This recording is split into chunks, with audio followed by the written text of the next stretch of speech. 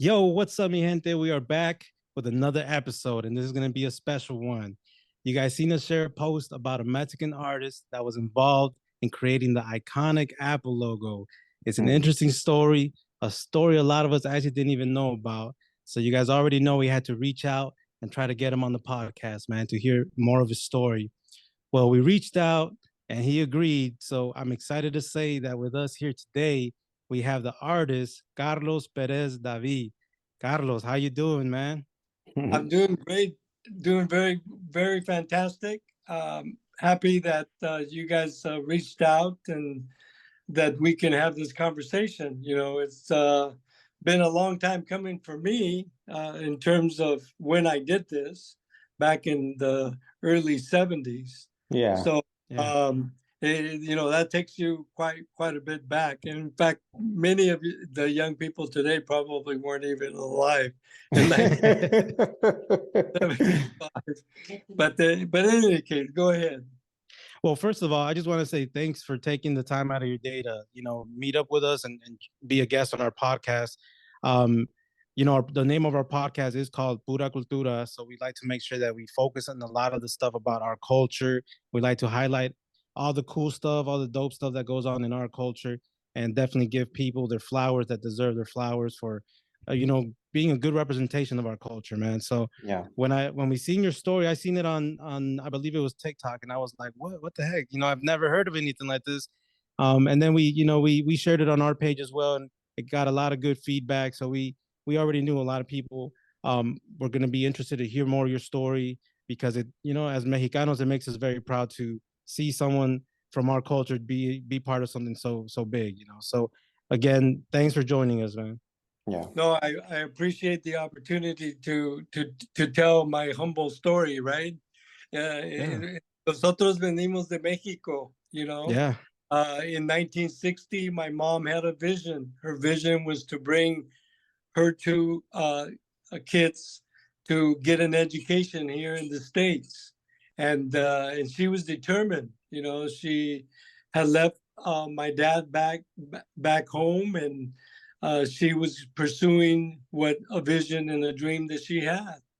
And she brought us here. We ended up in Tijuana for a couple of years, for a few years. Went through the educational system there to some degree, and then little by little, my mom began to sort of develop the tools that she felt that she was going to need in order to get us here, so that she could see her vision come true, and that was that we would get an opportunity for an education that we didn't have that kind of opportunity back in Mexico. Mhm. So this then kind of brings the dream forward. We ended up in Stockton, California in the 1960s. I have some wonderful stories about living there. And eventually in 1972, I made it to San Jose. I came here to the San Jose State University Art and Design program. And I at the time, with my minor was printmaking, Printmaking. doing silk screen stuff. And I had already Oh.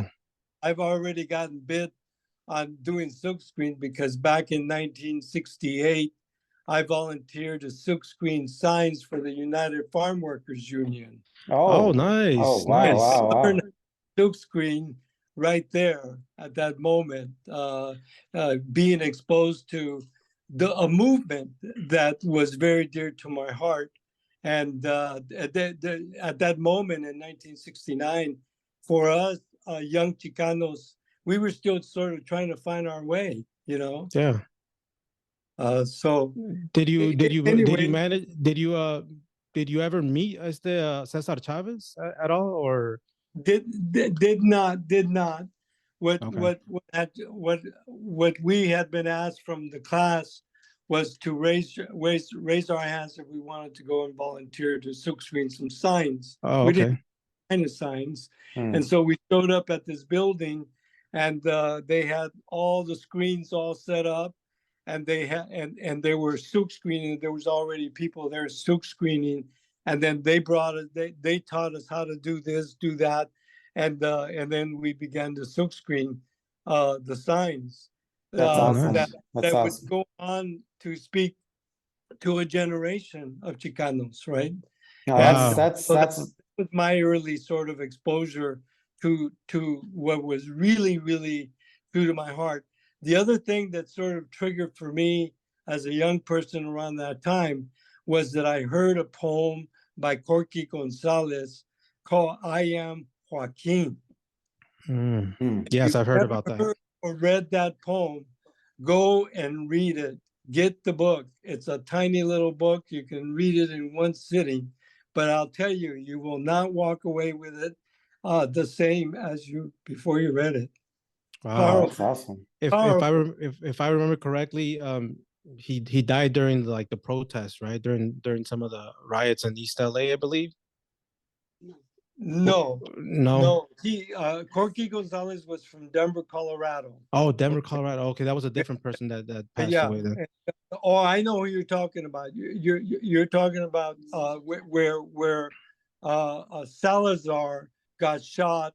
He was an announcer or no, he was a writer. I believe he was a writer for the newspaper, and Yeah. in LA, and his name was Salazar, and And yeah.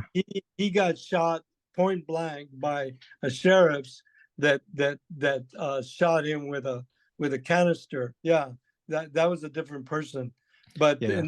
nonetheless, you know, those are the early beginnings of me rubbing the Chicano ideology, understanding what El Plan de Santa Barbara was all about, and the Treaty of Guadalupe and how it's never really been kept by the USA, and so it displaced us Mexicanos. We ended up on two sides of this freaking fence that Yeah. shouldn't even be allowed to be there under the treaty. There was never any mention of any cyclone fences or shit like that. I remember living in Tijuana in Hmm. 1959, 58 time frame. And as a little chavalito, we would go up to this fence. I didn't know what it was. I had never seen that fence. Yeah. I moved to Tijuana from Jalisco, and so knew nothing about a fence. And it was a cyclone fence that had a lot of tears in it. You could literally walk from Tijuana all the way to San Diego without any harassment at all about Mm. that you were crossing a legal border, right? Yeah. And because in the Treaty of Guadalupe, it grants us the right to live in peace on either side mm. and simultaneously if we want. Oh wow. Wow. That's something that I'm hearing for the first time myself. So that's Yeah, really no, good. check it out. Check it out. Yeah, El Plan de Santa Barbara. really good But information I have. But yeah, you know, you're definitely a person that a lot of people came across for the first time. Um and it's very dope that you're sharing, you know, all this history and stories with us. But you know, just to give people just to let people know how you grew up, you know, moving into Stockton at the beginning when you moved over here. How was it growing up in Stockton in the early 60s? sure. So in the early 60s, I had just arrived in downtown Stockton. You can imagine I lived in Jalisco. I was born in Mexico City.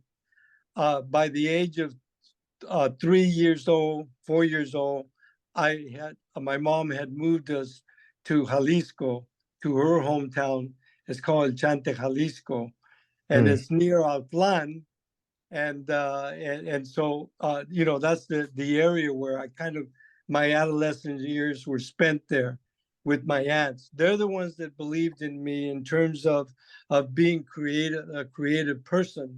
They saw creativity in me, and they nurtured it by getting me attached to a profesora that began to teach me about how to be a creative individual. So by the age of 7, I was What were- already sort of displaying that kind of interest and passion to do something that gave me enjoyment to draw and to do that. So at that age, I began to sort of.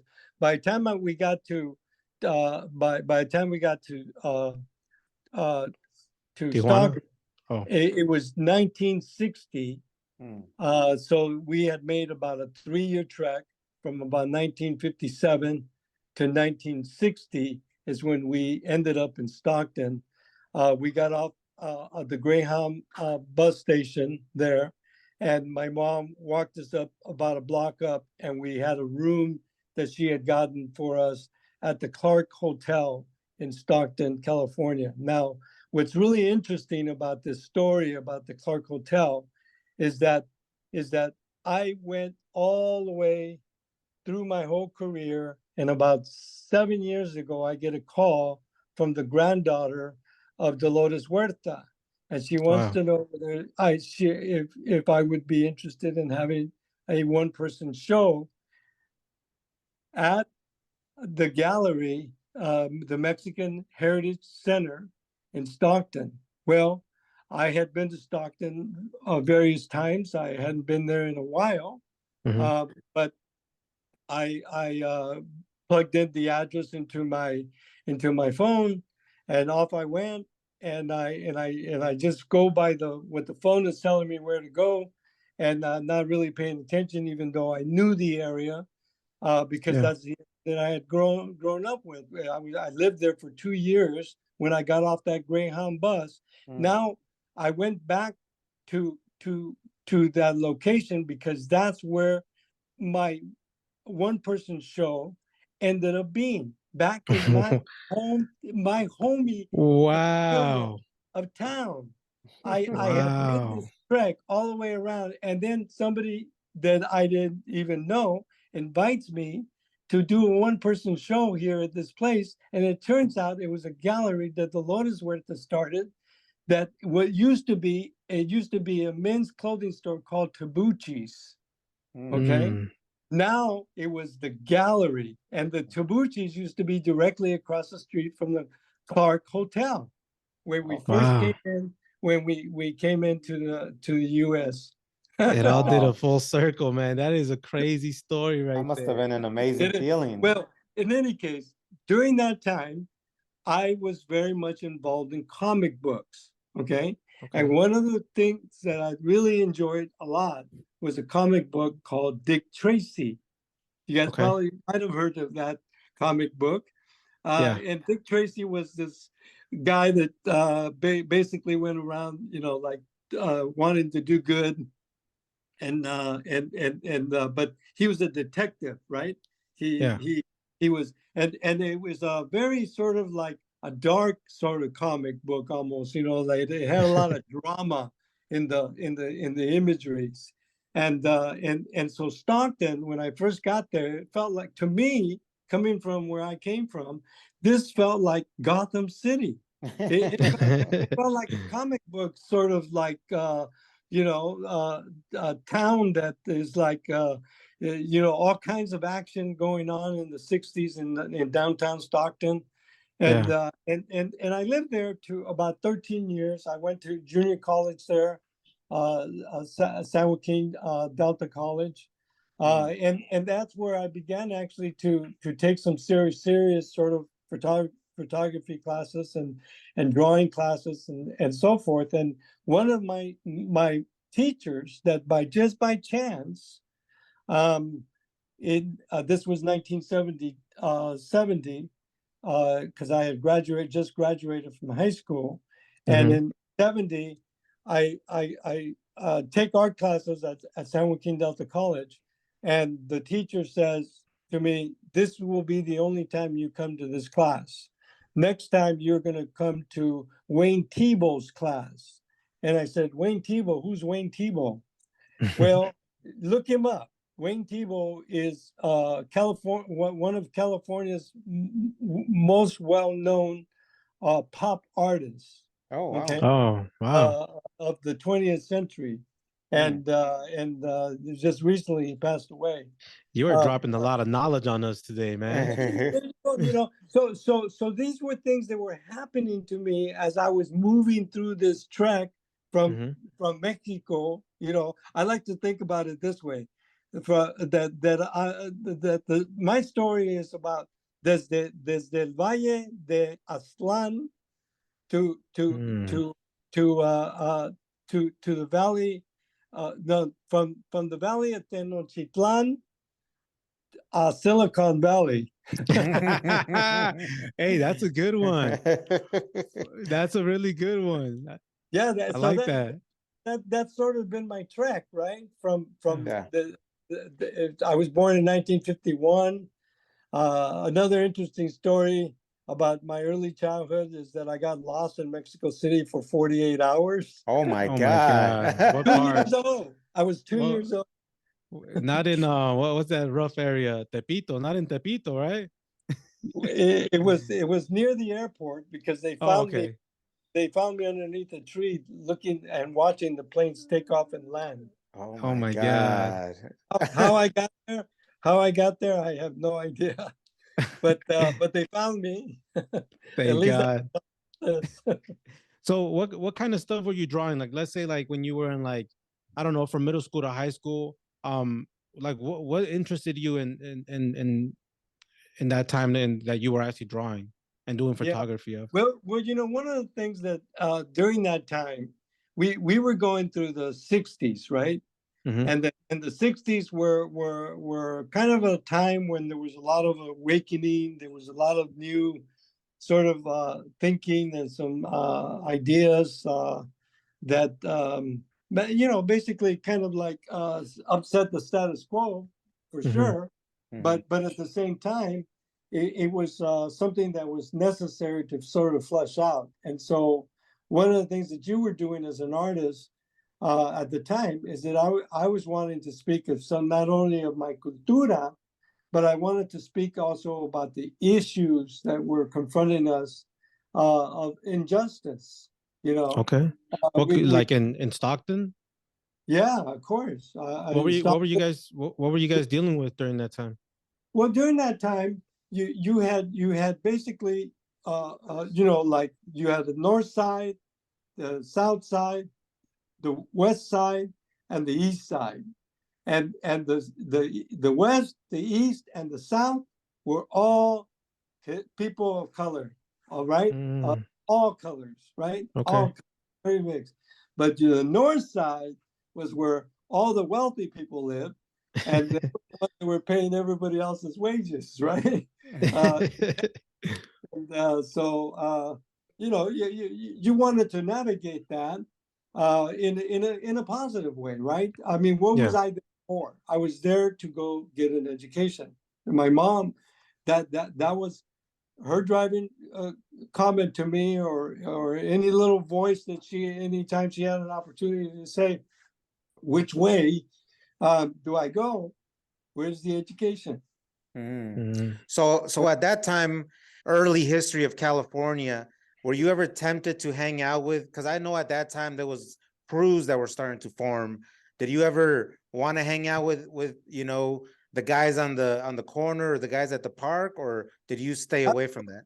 Absolutely, yeah, no, for sure. We had a very good tight school. Our school, everybody really seemed to really get along. Now, every once in a while there was a fight or something. So usually what it usually dealt with. But what would happen is that these things would be like opportunities to sort of like determine like, well, what side you're going to be on. You're going to be on the side that this chicken shit person did this badass thing or whatever, or you're going to go with the guy that had the integrity or whatever, right? So right, to sort of think things. But generally speaking, in Stockton, you had this disparity of the wealth, if you will, of the city, not really being equitable in the rest of the East and the South and the West, even though we made up the majority of the city. Yeah. Already, right? We were already tapping on that door very early on. That there was enough of us there. We would just all sort of wake up and smell the roses, and maybe we could sort of do something. So we began. Like I joined during my Delta years. I had joined Mecha, and Mecha, a great, fantastic education to be involved with Mecha, because it gave us the opportunities to go protest as a group of people together about the social issues that were confronting us. We ended up at Berkeley a couple of times protesting during that 68 time frame. And 69, 70. We were out there protesting, and of course Cesar Chavez during that time as well, 1968. In 67, 66 even, I think that he had been like taking a trip up to Sacramento. It seems like every time he needed to get something signed, that he needed to have the powers that be sign the documents that needed to be signed in order for the farm workers, United Farm Workers, to get some equity, right? Yeah. So this was like, I feel like that was like the beginning stages when like La Raza barely started to protest and barely started to speak up. It was that generation that kind of set it off for everyone. How did your mom feel? How did your mom feel about you getting involved with a group like that? She didn't have any reservations. She just said, just keep your nose clean. Okay. Yeah, because she always allowed me to think for myself and make decisions on my own, but always make the decision with her voice. Where's that going to take you? What education is there for you? That's a really good way. I feel like that's a very good way to parent, because it gives you the freedom to make your own decisions, but she already raised you in a way for you to make the better decisions, right? But like a lot of us, like including my parents, some of us had the parents that were very like reserved. Like they would always be like, don't get involved in stuff like that. Like don't cause more problems. Don't go starting problems. Try to just stay down low on the down low key, stay out of the way. So it's cool to see that the way some parents just give you the freedom to just be yourself and make your own decisions. I'm just trusting that you make the right decisions. I feel like that gives the kids a certain type of confidence and a certain type of confidence in making the choices for themselves. Yeah. And that confidence came actually from my aunts, because my aunt, they believed in me enough to say, Carlitos, every Saturday you're going to go to your tia Lola. She happens to be an artist, and she wants to have you come every Saturday and work with her in the morning.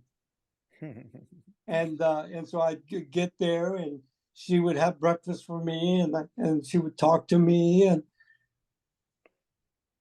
they made it into a unique opportunity. Yeah. At that young age, teach Carlito something that will keep him out of trouble. That's good. At that young age, did you already like acknowledge that? Did you already understand what they were doing for you, or you were just a kid? One of the things you asked me, what kind of drawings did I first draw, like at 7 years old? Yeah, I was drawing monkeys. I love monkeys. the Aztec monkeys. Monkeys in the jungle, because if we wanted to go to Puerto Vallarta from where we live, we had to go through this jungle, and the jungle had monkeys. Oh, and wow. every once in a while, my deal would pull off, and I would try to sketch them out real quick. Wow. And so I got sort of the bug, and then I would take them back, and then one of the things that happened was they needed a monkey for a play that was gonna be held in town, and I volunteered to make the costume and also to play the monkey.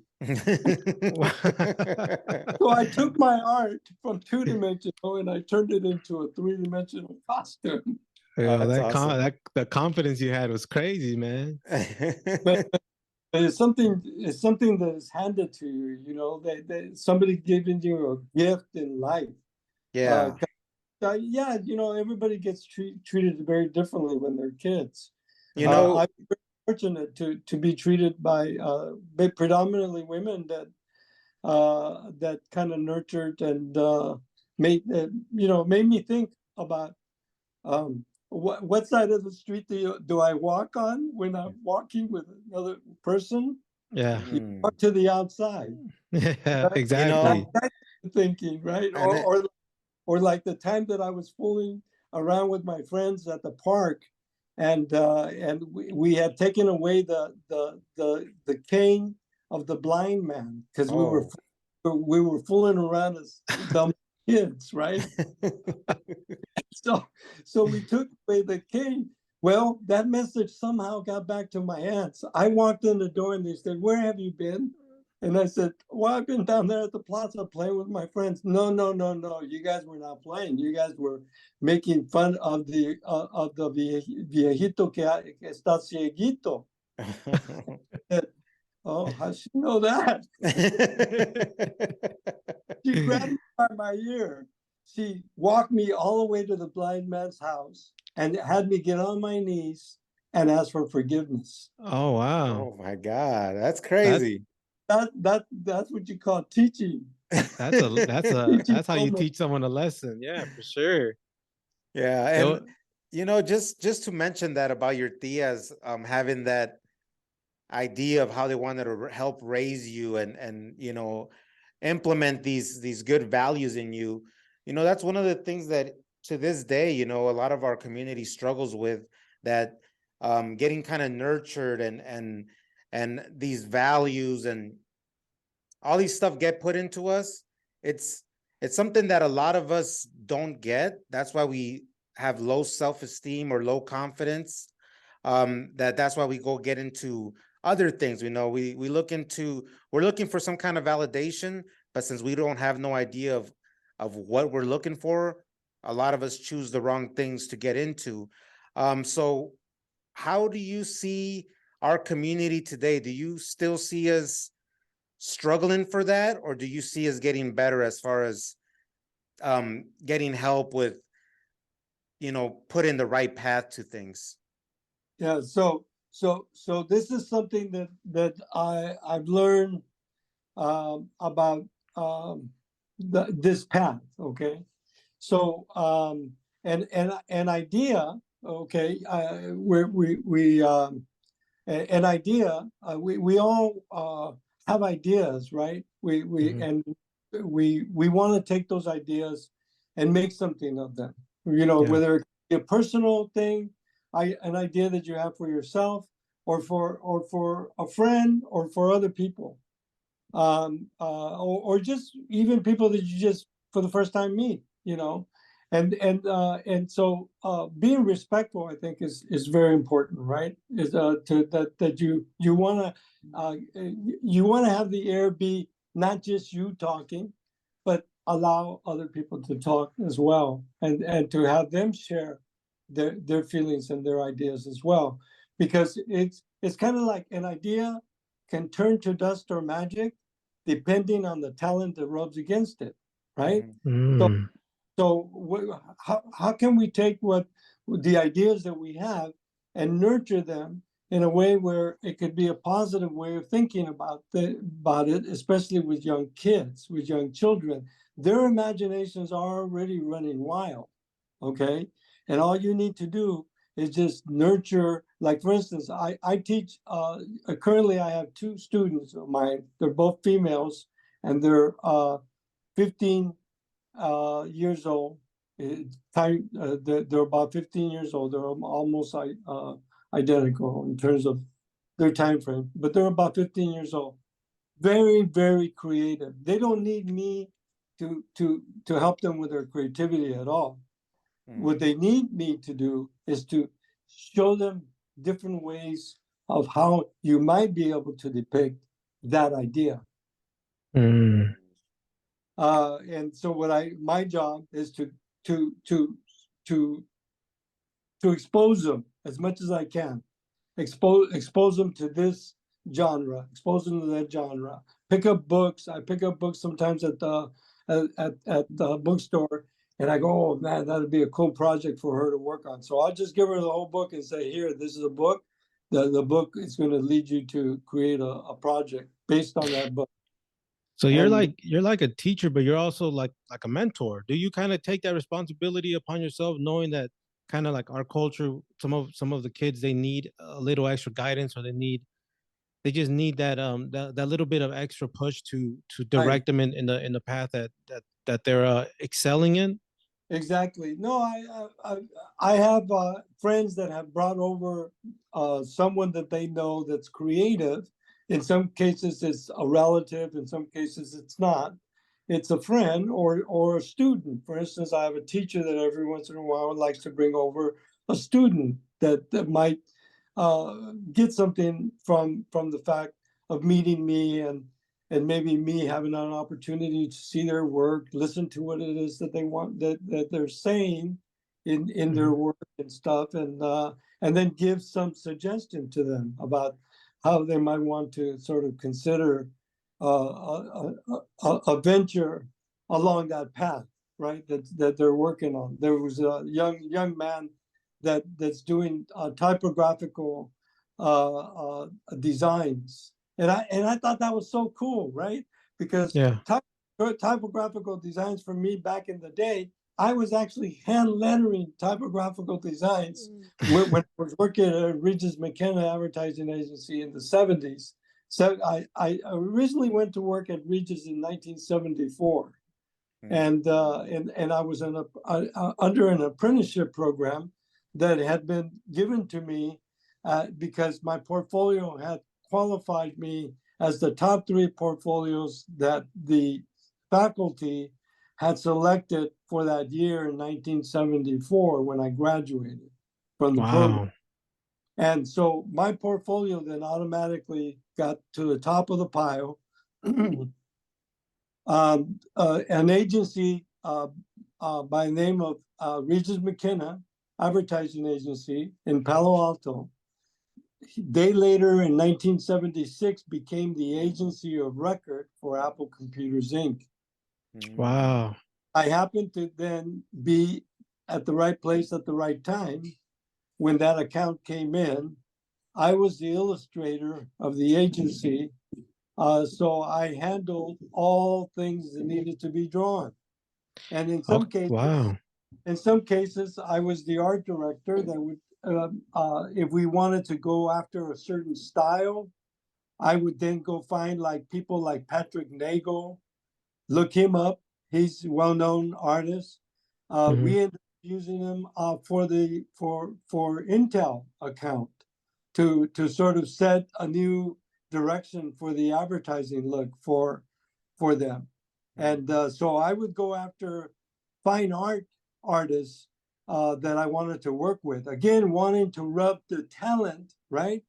We had an idea and at the agency, and we all were working to sort of create something unique with this Apple thing. I created some of the early fonts, and this is why I was admiring this young man that's actually creating fonts on his own, and he's doing it just because it's cool for him. You know, he likes it. It's a cool medium to work in and to create fonts. It's an art form of its own, right? Yeah, I feel like every niche, there's a avenue for every niche. If you focus on something, there's people that will pay you money to create something for them, since they know that you hand write this kind of stuff, since that's kind of like rare nowadays, people that hand paint or hand write stuff. Well, I personally myself, I like to be called a technophile.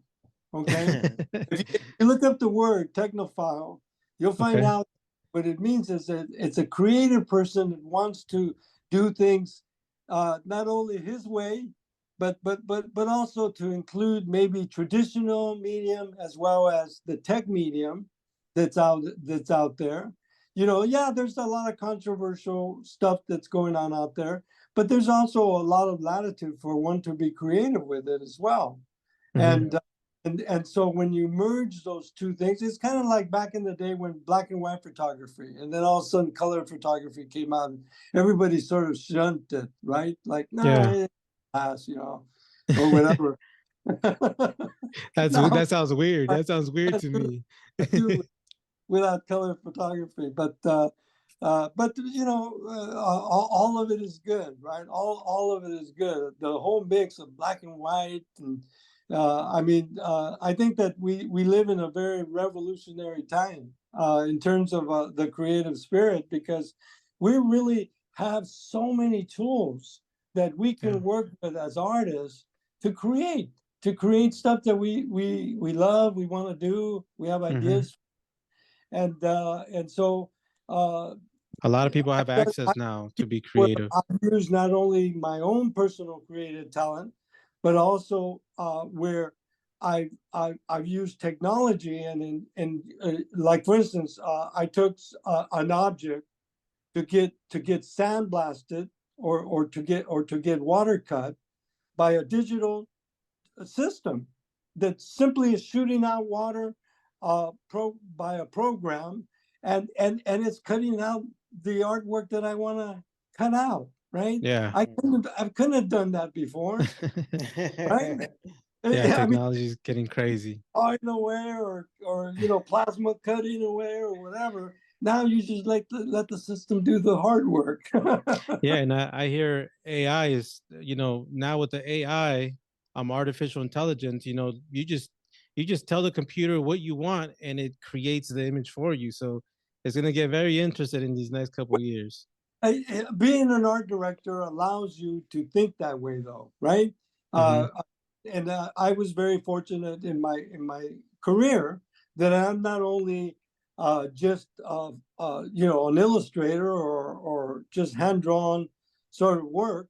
I do also technical work. I started out initially as a draftsman, and I wanted to be an architect. You know, go Oh, figure. wow. You know, and so I tried those things, but you know, they didn't have the satisfaction I was looking for. You know, I was looking for something that was inclusive of graphic representation, images that were powerful, Oh. that made statements, you know, and stuff like that. And so when I got involved in the project, I was handed a thumbnail sketch by Rob Janoff, Mm-hmm. who conceptual person who conceptualized the logo. Okay. And we're talking Uh, about the Apple. We're talking about but the Apple logo right now. yeah, so Mm-hmm. back in 1976 time frame, that we were going through to identify all the deliverables that we needed to create for this client of ours, Apple Computers Inc. Mm-hmm. And we started off with scratch on everything. I have original tissues of my original drawings. I also have the first Apple magazine. I actually created a lot of the content for that magazine, Wow. and I did 2 issues of that of 19 let's see. Well, there was 2 issues that I did. I did the first one, and that sort of set the stage for what the rest, some other things were going to look like. I did the masthead, the word Apple, just the word Apple with the stripes through it, in lower, all lowercase type. Avant-garde was the type font, so it was a really nice, very simplistic font, but yet very contemporary font. And then it had those stripes going through it, and the stripes were enough to give that the punch that masthead for the magazine needed. And so I Oh, that aspect of that. Uh, wow. and I also did all the original artwork for the logo, including the original black, just black shape that was created of it. You guys know why the bite exists, right? I've read up on it. I read up on it. You know, I heard that at first people thought it. There's a few reasons. One of them is it's a circle. Yeah. And so by putting a bite in it, it stops the circle from spinning. Okay. So that when you see something that's solid, black, you see it faster than you see anything else. Because it's that powerful. It's kind of like Cesar Chavez's ego, you know, powerful, right? It's against a background at that, right? So and then so by stopping that image, then it allows you then to see the image very quickly, right? You comprehend it very quickly because of that, and it's no longer spinning, and it's right in your face, right? Now the bite has to do with the word bit, because at the time we had a glossary of terms in the magazine for the word bit, but bit was B-Y-T-E. Bit, you know, different than bite, right? Right. B-I-T-E, right? B-I-T. Yeah. I get mixed up myself. But Same here. But the bit, it connects Apple as a technology company. That's what we needed it to do. We needed that's it clever. to here you're talking about an apple. Well, is this company, what do they sell? Fruit? You know, you know, you don't know that. You know the value of the current value of the brand for Apple Computers Inc. is like $360 billion. Oh my God! Wow. That's what we at the agency, you know who you were, you know the people that were there. The stripes, by the way, are attributed to Tom Kamafuji, who was an artist that worked.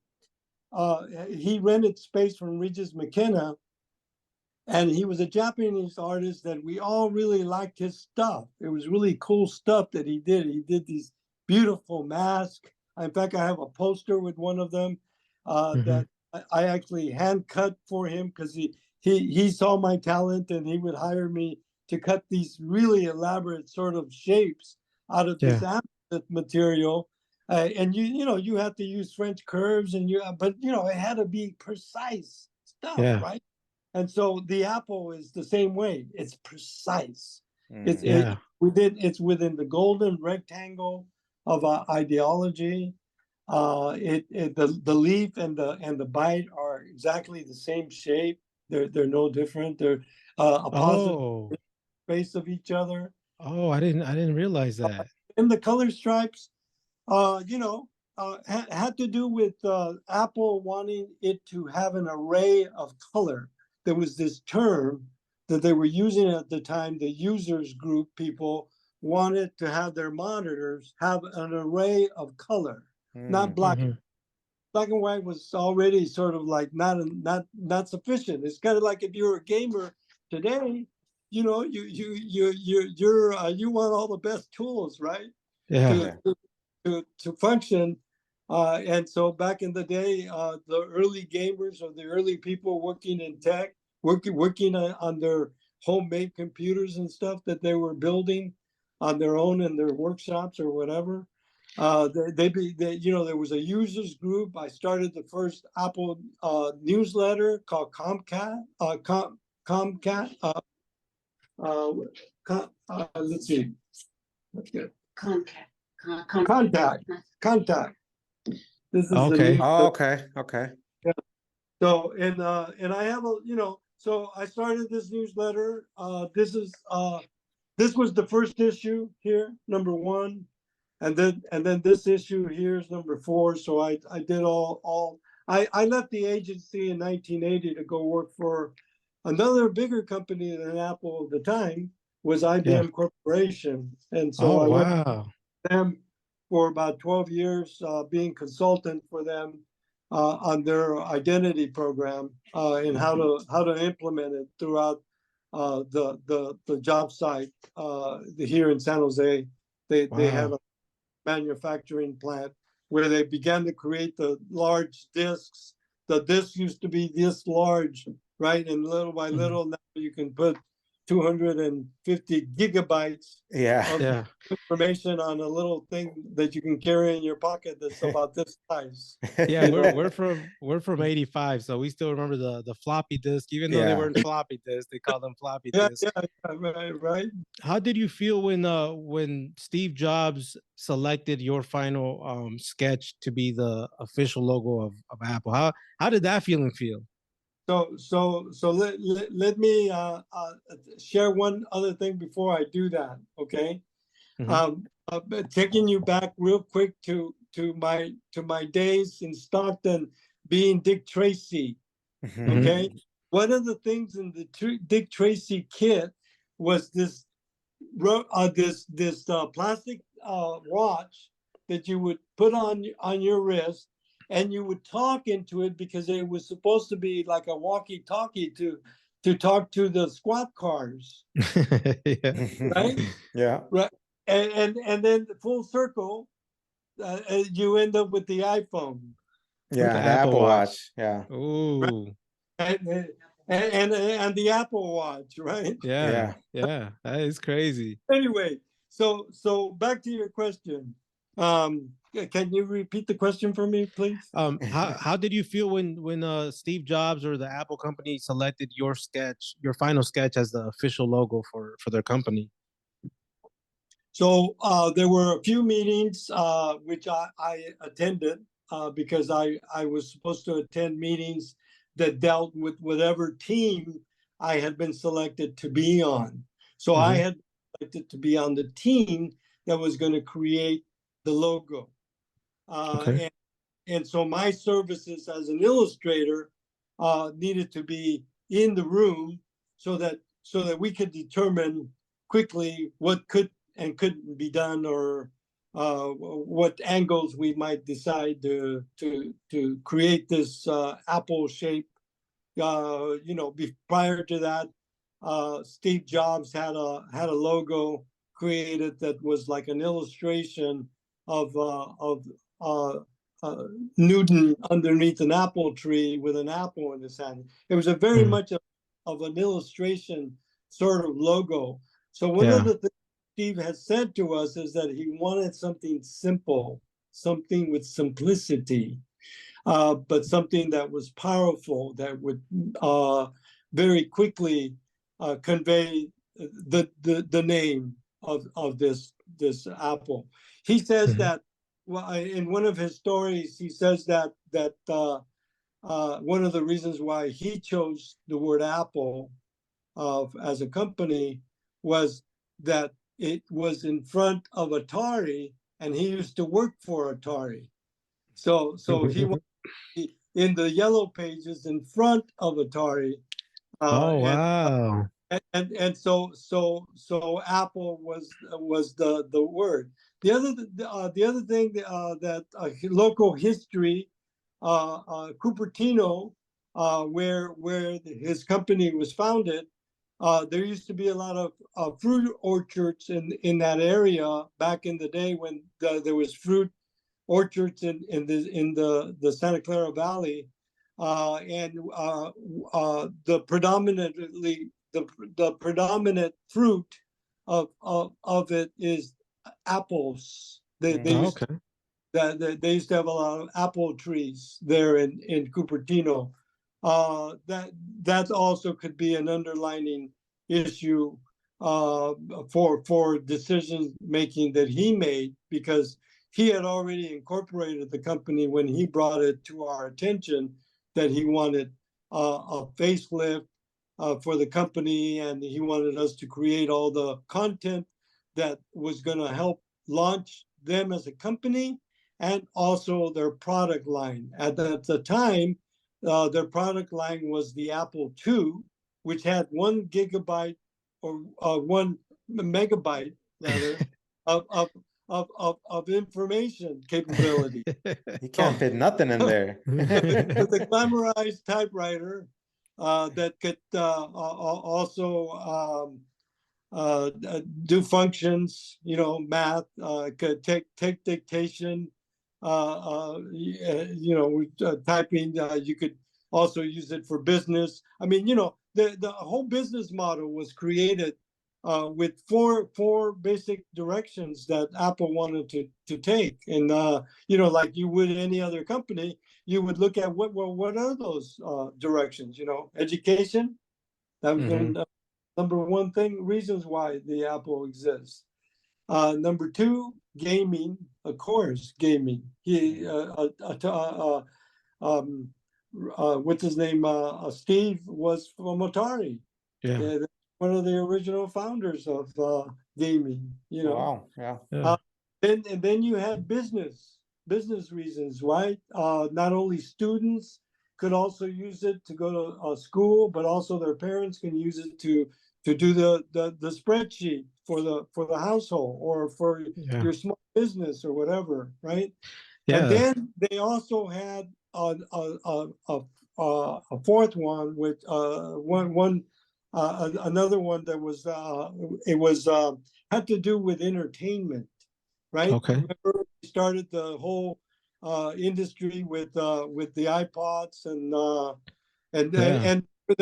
little music things. I forget whether they were called the iPod music or music, whatever. They got GarageBand. GarageBand's a big thing. iMovie. Sort of began to sort of like get them into the industry of more the entertainment world and arena. But all those areas, when you think about all those areas, those are all the key areas that you really need to be in if you're going to be a successful brand that's creating tools for the world, right? Yeah.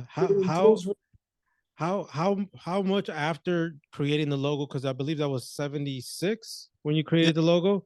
How far after that did you realize, like, whoa, Apple's becoming like a big company, like it's going to be a huge company? When did you realize that it was going to be a really big company? Well, Steve Jobs comes back from his hiatus. If you recall, he had gotten booted out off the company, and he went off and started Next. And by the way, he hired my boss at IBM was Paul Rand, and so he hired Paul Rand to create the Next logo that he ended up creating. And that didn't last very long. He ended up going back to Apple, and when he went back, he had a vision, a determined vision. It seems like. I mean, he was. I don't know if you guys know this. He was one of these cats that went off to the Middle East and found himself. I don't know if you guys know that part of his story. But, no, we don't.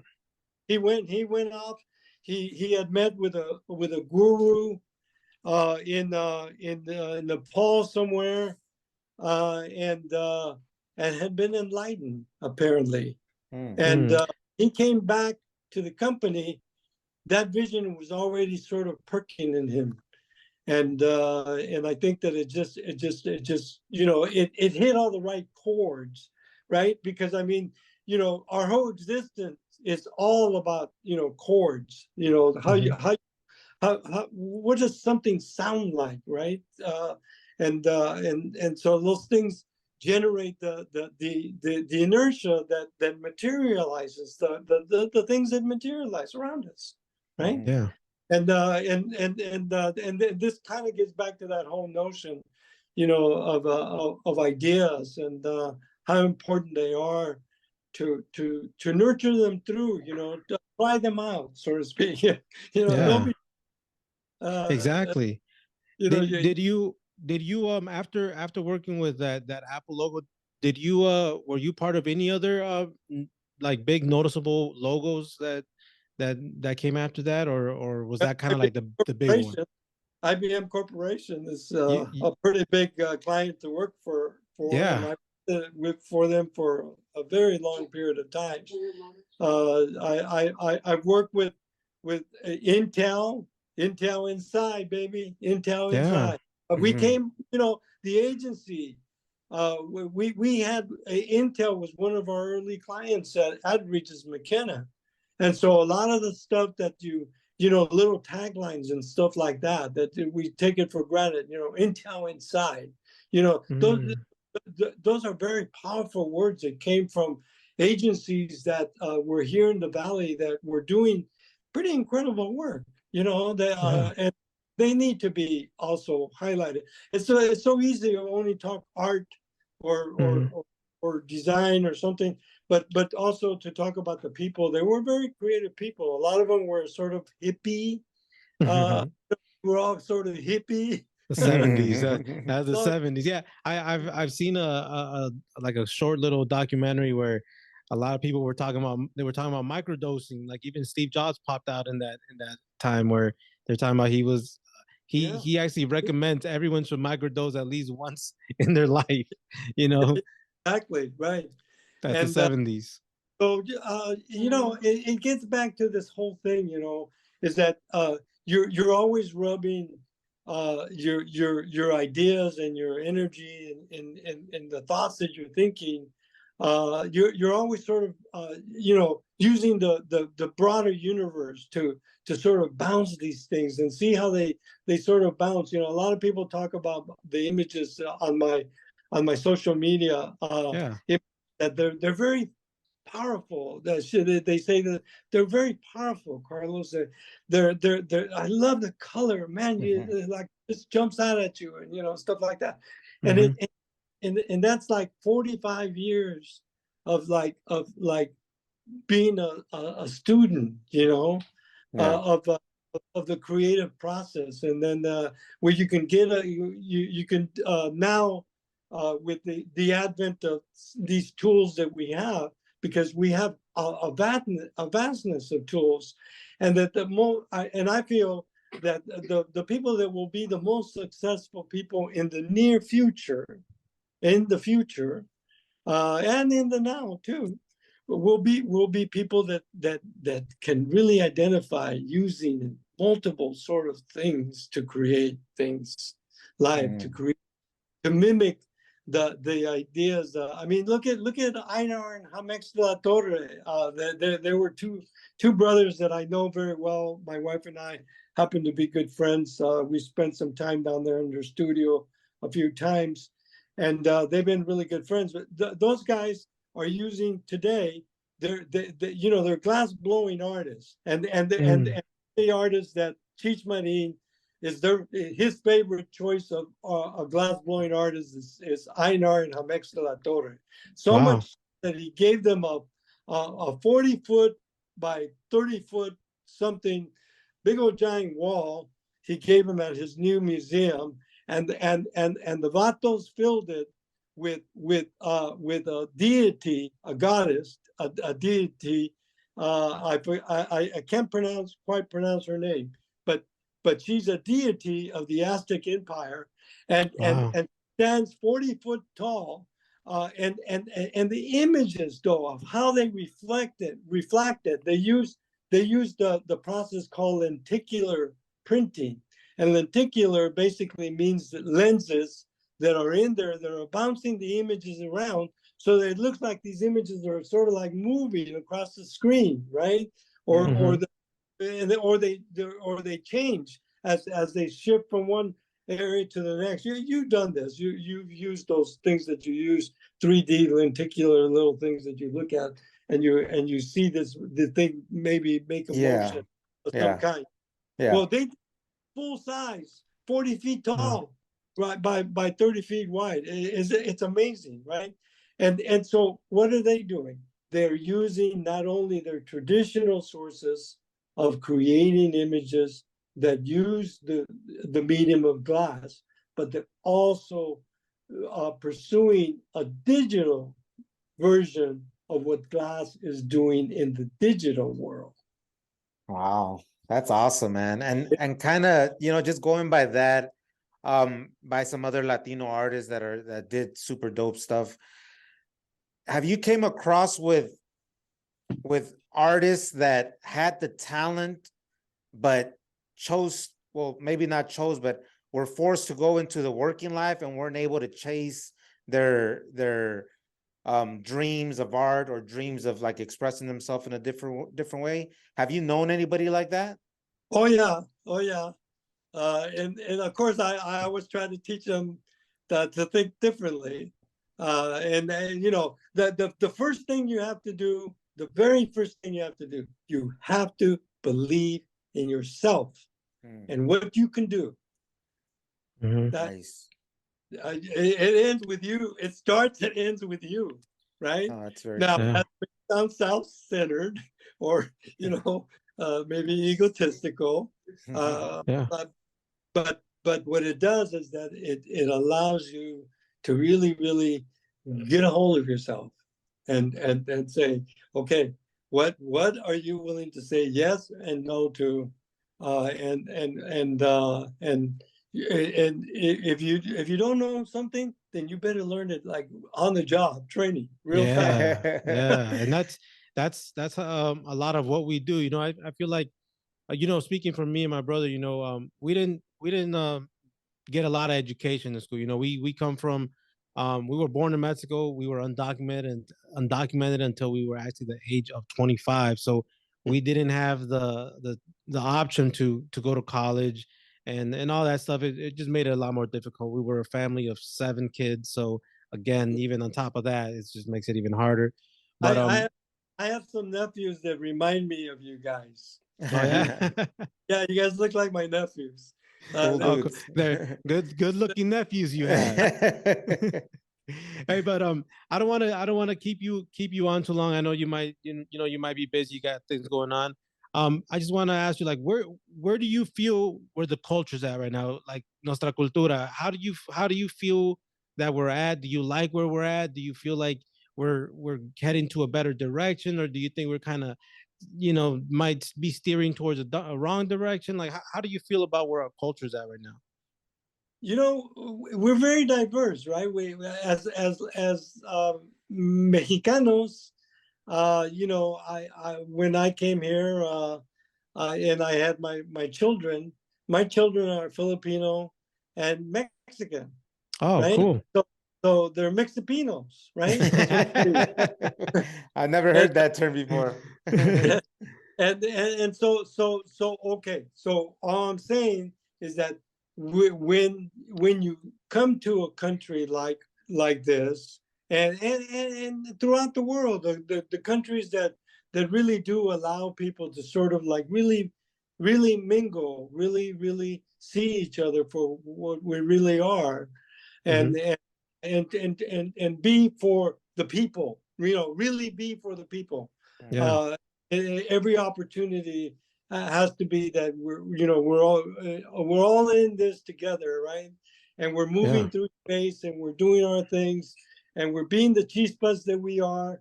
And you know, some are flying over here, some are flying, but you know, we're all moving, we're all doing Yeah. this crazy thing called life, you know. Yeah. That's true. It's kind of cool. But Yeah. you know, as far as Cultura is concerned, I think that we really do, we love our Cultura. Yeah. Right? I mean, you know, I had the honor of knowing some very important cats in the Chicano movement, and one of them was Jose Antonio Burciaga. He was one of the first individuals that formed Culture Clash. Okay, if you know that group, Mm, Clash. There, I heard of that. East LA. There's three artists that live there that were part of the vision that Jose Antonio Borciaga had. He coined the words "La cultura cura." Mm. Mm. Culture heals. Oh, I Okay. like that. La cultura cura. We might have And to use that. and he did it like in the font like Coca-Cola. Oh, okay. It was kind of cool, right? Yeah, So yeah. I with like that that. shirt, Cura Cura, so it looked like a Coca-Cola logo. Yeah, no, that sounds cool. Yeah. The way we say it, we say we're pura cultura sin censura. You know, we like to say things how it is, man. Yeah. That's right. That's right. But No, get to the point. I gotta tell you, man, you're like inspiration, man, to just stay close to our roots, be proud of our culture, be proud of our creativity, Oh be no, proud of where we come from, man. yeah, you may be able to take how does that go? You may be able to take the person out of the equation, but uh, You can take the the person out the barrio, but you can't take the barrio out the person. there you go, there you go. And being Mexicano, right? I mean, our culture. If you want to talk cultura, we need to look at our roots, right? Yeah. What are our roots? Who were the role models? Okay, the oldest civilization in the Western Hemisphere is the Olmecs. Mm. That's a direct bloodline to my blood that runs within me. Yeah. Why wouldn't I be proud of my culture, man? We invented the concept of zero. We we invented how to crop, how to grow things. Yeah. We invented pilgrimages to pilgrimage something that you believe in and that you willing to go and shed blood if needed, but that your objective is pure. Yeah. And so these were the things that were handed down to us by them. Their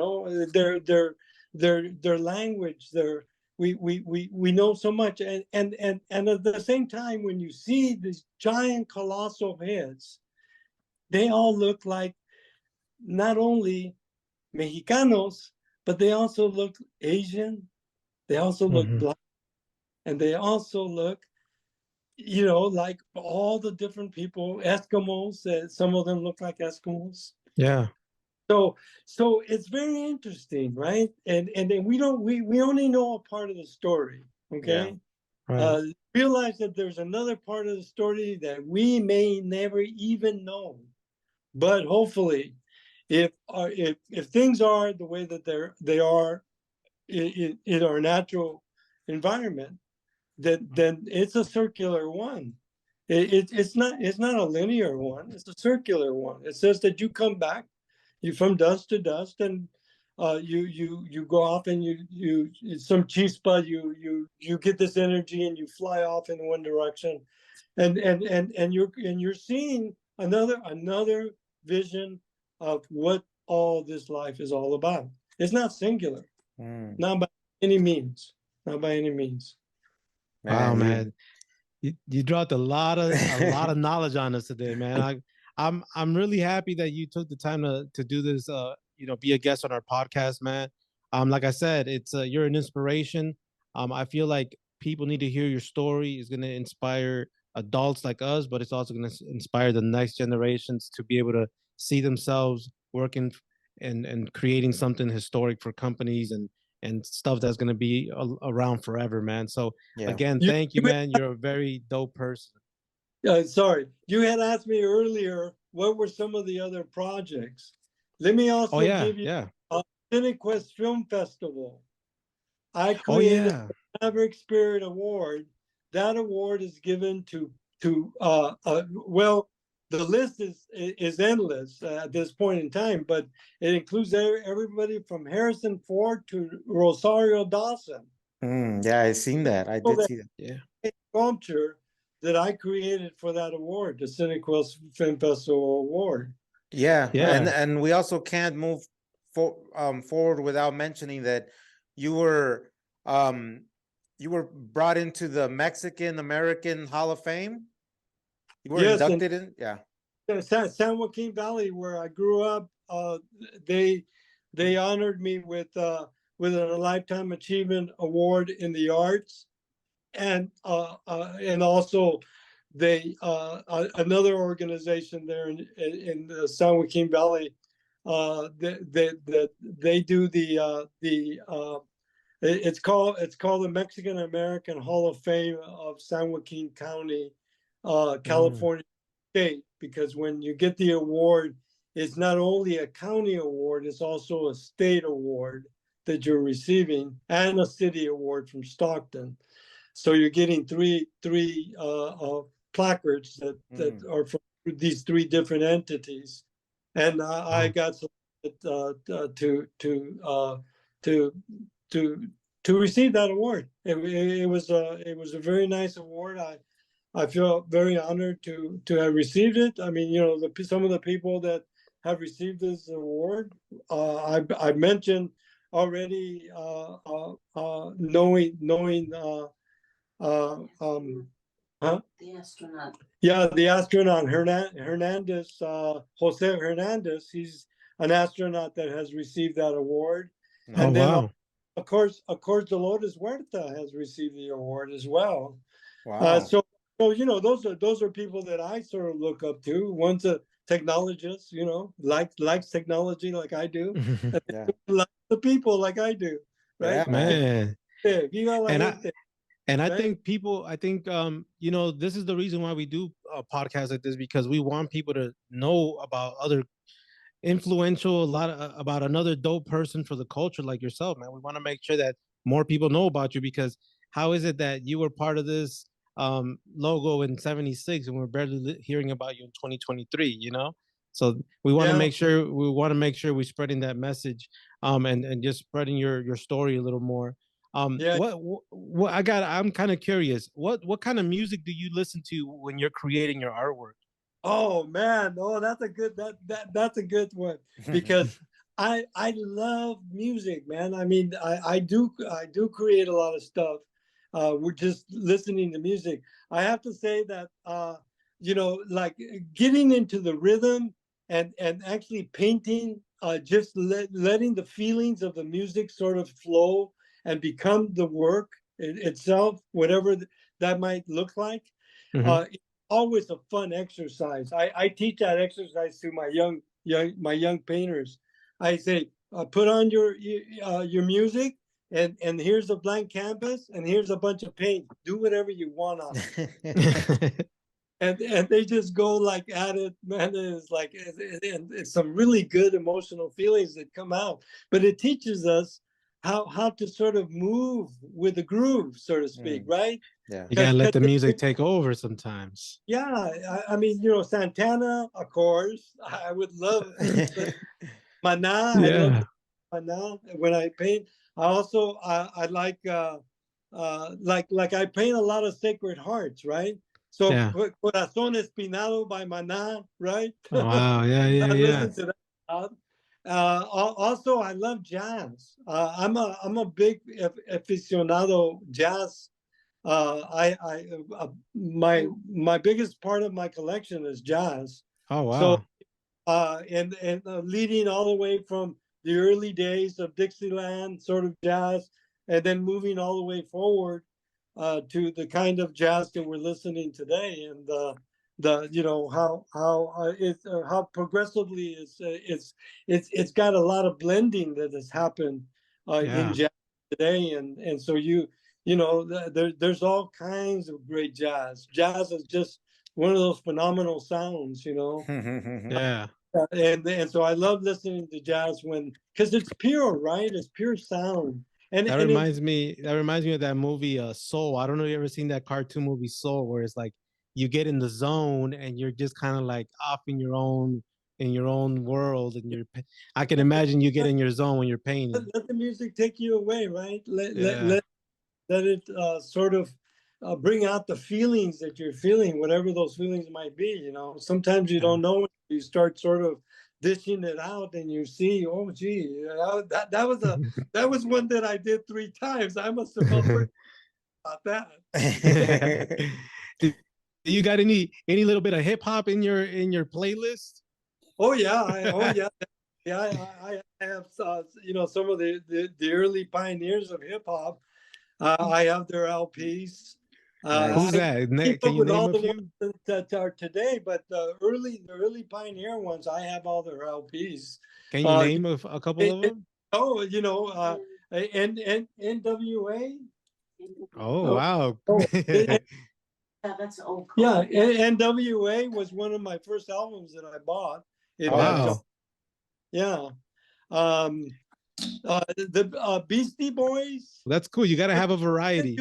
I was into the main guys that had started the genre. You know, the people that were like really responsible for the for like even bossa nova, for instance. You know, who were the bossa nova people? You know, Antonio Jose Carlos Jobim, Antonio Carlos Jobim.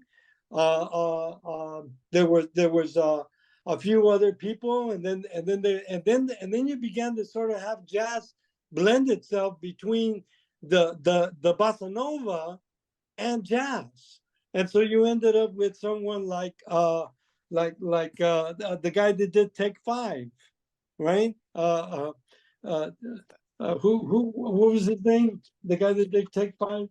That's not the mambo song, right?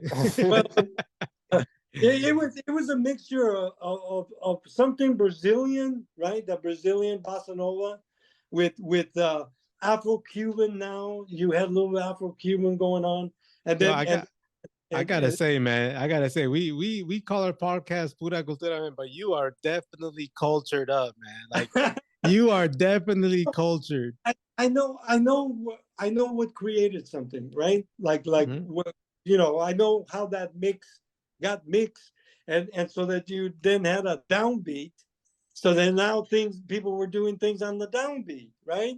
Okay. And that became really popular among the hipsters of the whole thing. It's like, oh well, you also have an upbeat and you have a downbeat, you know? Like you sound like it's fun. It would be fun to hang out with you, have a couple drinks, and just talk about a lot of the stuff you've been through, man. Anytime my studio is open to you guys. Oh, hey, man, you know, we're located in Minnesota, but if we ever find ourselves that way, we'll definitely reach out, man.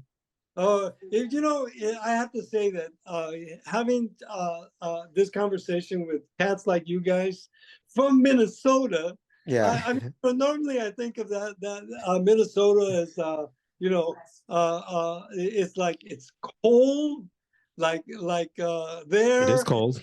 It's like I come from a warm country. I mean, it was cold some nights too, but predominantly, you know, where I live, it was very tropical, and so it was always a little bit of a mist, a light sort of, and it could get pretty warm and pretty hot as well. Yeah. And we got a lot of rain. We didn't get snow like you guys got snow, but our rains were like tormentous, man. I tell you, I bet. buckets of rain coming down. Yeah. That part of Jalisco gets a lot of water. That's why it's a very fertile country. My uncles and my aunts, they were corn farmers in El Chante, Jalisco. They had taught me the meaning of la cosecha. La cosecha means that you have a cycle where you grow something, you put something in the ground, you put a seed in the ground, and then you at the end you pick it. You pick corn off the stalk that you planted a seed, and so we did the whole cycle of cosecha, and so that you know, if there was something that happened weather-wise, oh, my uncle would always be worried about the weather, because that weather could mean a disaster for corn, because it got a torment that would just like knock all the stalks down. You would have to start all over. Oh, that's definitely not good. Those were nightmares. but most of the time it was good. It was good. I had good conversations with my uncle, but he also made sure that I went the narrow way as well. One day he caught me taking some of his parque. Parque in Spanish means live ammo in English. He taking some of his live ammo, and he wanted to know what I was doing with it. And so I was going out to the river, and I was striking it with another rock. Oh, wow. Bang, man, that thing that would just like bang. And us kids, we thought that was so cool, right? Well, fortunately, nobody ever turned it their way. And Wow. and we would always I remember we always pointed it away from us, Yeah. And then, but that at one moment I found myself going through the thin air. My uncle had just drop kicked me because he caught me doing what I was doing. He drop kicked me and I flew 6 feet in the air, literally. Oh my What? God. Chavalito, probably about 6 years old. I was probably about 6 years old. Yeah. And he drop kicked me. I never wanted to do that ever again, man. That's a My lesson learned right there. hurting for months, man. Hey, your family did not play around, man. I think you needed that though. I think you needed it because you're taking canes from old people and then you're playing with ammo. Life or death, right? Yeah. You're gonna play with life or death. It's your choice. But I'm gonna kick you until you realize that you need to think about what you're doing because you could end up killing yourself. Yeah. Right. Nah, man. It's been a great conversation, man. I really enjoyed this. Um, I want to take this little time for you to just let the people know where they can find your social medias, where if you have a website where they can buy any of your paintings or anything like that. So on Instagram, I'm CP Art Origin. Nice. Okay. That's my Instagram. My yeah. website, www dot art origin design singular design.com. Nice. Okay. Nice. And you have artwork for sale on there and stuff. Yeah, of course. Oh, awesome. Oh, Yeah, I'm gonna have to check that out, man. Just There's curious. on this wall here that are for sale. Oh, The nice. sale, that's something that I do these little golondrinas. I've also done some self-portraits over there during the COVID crisis. This is some that I actually have created. This is a music award, kind of like well, it was given to Selena. Mm. This award right here was given to Selena. It's called La Estrella de Oro. And it Wow. was an award given by a local radio station here in San Jose, KBRG, KLOK. They presented these awards at a very large event that they had. They had a bunch of people from Mexico here during the time. They gave it to Jose. They gave it to Wow. they gave it to Laura Leon, and they also gave it to Guadalupe Pineda. Those Okay. were 4 people that got this award. And did you design that one as well? Yeah, I created this Oh, piece. Yeah, nice. this is a bronze piece. wow. Yeah, and Man. and so so some of the stuff that's up here are this is a really interesting story about this guy right here. This was the cover of Ink. No, it was a tech magazine back in the day. I think it was called Wire magazine. Mhm. Okay, the cover when Apple made their announcement to become Apple Computers Inc. and they announced that they were going to be announcing the Apple II, and they went through this whole advertising. They promoted themselves in Wire magazine, and they Wire magazine did a whole story on Apple, and the cover was this Sacred Heart of all things, right? Talking about Cultura, Sacred Heart that somebody else did. I didn't do that. I've never been able to figure out who did it, but it was somebody from Wire magazine created this for the cover of Wire magazine, and and on the bottom the story, the title of the story was "Pray." The word "pray." Okay. Now I thought that was very interesting. Yeah. Take that they had taken the logo that I had helped to create, and somebody actually put it into some The thorns. Christ thorns Mhm. of thorns, right? And I thought that, and then the title was just simply the word pray, and then you go into the article and you see what their take on it was. Remember, Apple didn't really know whether they were going to survive the first 10 years.